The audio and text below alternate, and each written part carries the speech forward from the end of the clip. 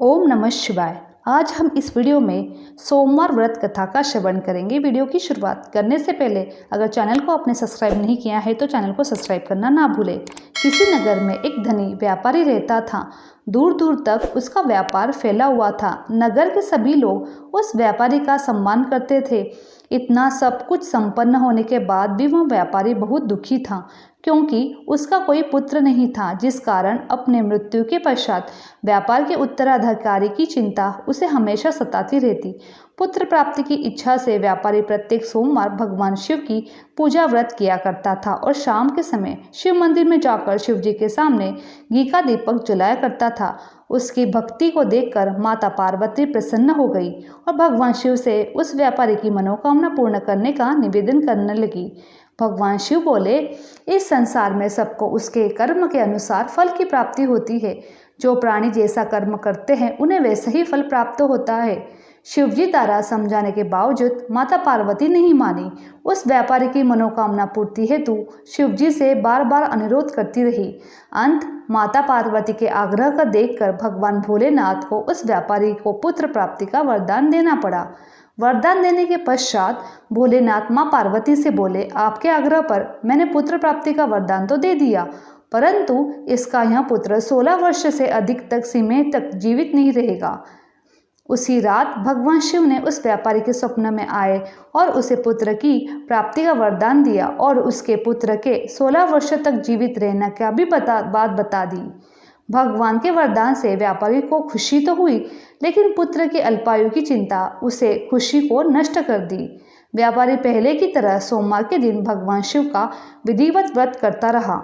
कुछ महीने के बाद उसके घर में एक अति सुंदर बालक ने जन्म लिया और घर में खुशियां ही खुशियां भर गई। बहुत धूमधाम से पुत्र जन्म का समारोह मनाया गया, परंतु व्यापारी को पुत्र जन्म की अधिक खुशी नहीं हुई, क्योंकि उसे पुत्र की अल्पायु के रहस्य का पता था। जब पुत्र 12 वर्ष का हुआ तो व्यापारी ने उसे उसके मामा के साथ पढ़ने के लिए वाराणसी भेज दिया। लड़का अपने मामा के साथ शिक्षा प्राप्त हेतु चल दिया। रास्ते में जहाँ भी मामा भांजे विश्राम हेतु रुकते, वही यज्ञ करते और ब्राह्मणों को भोजन कराते।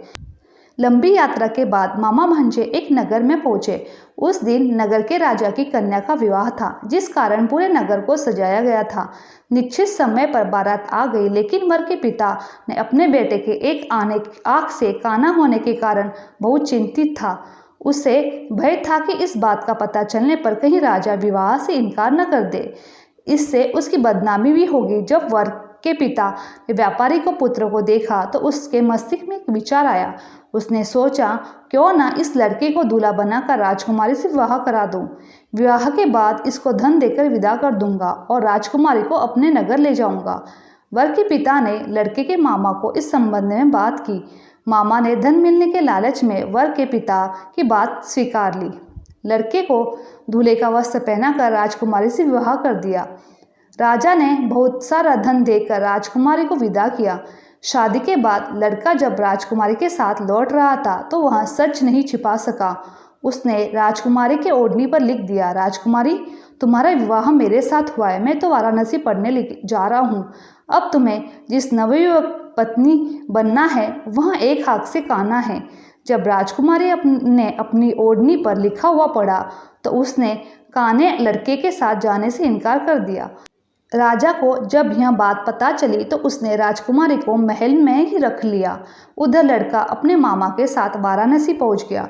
गुरुकुल में पढ़ना शुरू कर दिया। जब उसकी आयु 16 वर्ष की हुई तो उसने यज्ञ किया। यज्ञ के समाप्ति पर ब्राह्मणों को भोजन करवाया, खूब अन्न वस्त्र दान दिए। रात में वह अपने शयन कक्ष में सोने गया। शिव के वरदान के अनुसार शयनावस्था में उसके प्राण चले गए। सूर्योदय पर मामा मृत्यु भांजे को देखकर रोने पिटने लगा। आसपास के लोग एकत्र होकर दुख प्रकट करने लगे। लड़के के मामा के रोने के विलाप के स्वर समीप गुजरते हुए भगवान शिव और माता पार्वती ने सुन लिए। माता पार्वती ने भगवान से कहा, प्राणनाथ, मुझे इसके रोने के स्वर सहन नहीं हो रहे, आप इस व्यक्ति को कष्ट दूर करो। भगवान शिव ने माता पार्वती के साथ अदृश्य रूप में समीप जाकर देखा तो भोलेनाथ माता पार्वती से बोले, यह तो उसी व्यापारी का पुत्र है जिसे मैंने 16 वर्ष की आयु का वरदान दिया था। इसकी आयु तो पूरी हो गई, माता पार्वती ने फिर भगवान शिव से निवेदन किया कि उस बालक को जीवन देने का आग्रह किया।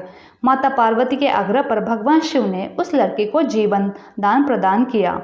कुछ ही पल में वह लड़का उठकर बैठ गया। शिक्षा समाप्त करके लड़का मामा एक साथ अपने नगर की ओर चल दिए। दोनों चलते हुए उसी नगरी में पहुंचे जहां उसका विवाह हुआ था। उस नगर में यज्ञ का आयोजन किया था। समीप गुजरते हुए नगर के राजा ने यज्ञ का आयोजन देखा तो उसने तुरंत लड़के और उसके मामा को पहचान लिया। यज्ञ समाप्त होने पर राजा ने मामा और लड़के को अपने महल में ले गया। कुछ दिन उन्हें महल में रखकर बहुत सा धन वस्त्र आदि देकर राजकुमारी के साथ विदा कर दिया। इधर भूखे प्यासे रहकर व्यापारी और उसकी पत्नी बेटे की प्रतीक्षा कर रहे थे। उन्होंने प्रतिज्ञा कर रखी थी यदि उन्हें अपने बेटे की मृत्यु का समाचार मिला तो दोनों अपने प्राण त्याग देंगे। परंतु जैसे ही उसने बेटे के जीवित वापस लौटने का समाचार सुना तो वह बहुत प्रसन्न हुआ। वह अपने पत्नी और मित्रों के साथ नगर के द्वार पर पहुंच गया। अपने बेटे के विवाह का समाचार सुनकर पुत्र वधू राजकुमारी को देखकर उसकी खुशी का ठिकाना नहीं रहा। उसी रात भगवान शिव ने व्यापारी के सपने में आकर कहा, हे श्रेष्ठी, मैंने तो तेरे सोमवार के व्रत के कारण व्रत कथा सुनने से प्रसन्न होकर तेरे पुत्र को लंबी आयु प्रदान की है। पुत्र की लंबी आयु जानकर व्यापारी बहुत प्रसन्न हुआ। शिव भक्त होने तथा सोमवार का व्रत करने से व्यापारी की सभी मनोकामनाएं पूर्ण हुई। इसी प्रकार जो भक्त सोमवार का विधिवत व्रत करते हैं, व्रत कथा सुनते हैं, उनकी सभी इच्छाएं पूरी होती है। बोलो ओम नमः शिवाय। भगवान शिव की जय। माता पार्वती की जय। मेरी वीडियो आप लोगों को अच्छी लगी तो चैनल को लाइक, शेयर और सब्सक्राइब करना ना भूलें। आप सभी का धन्यवाद।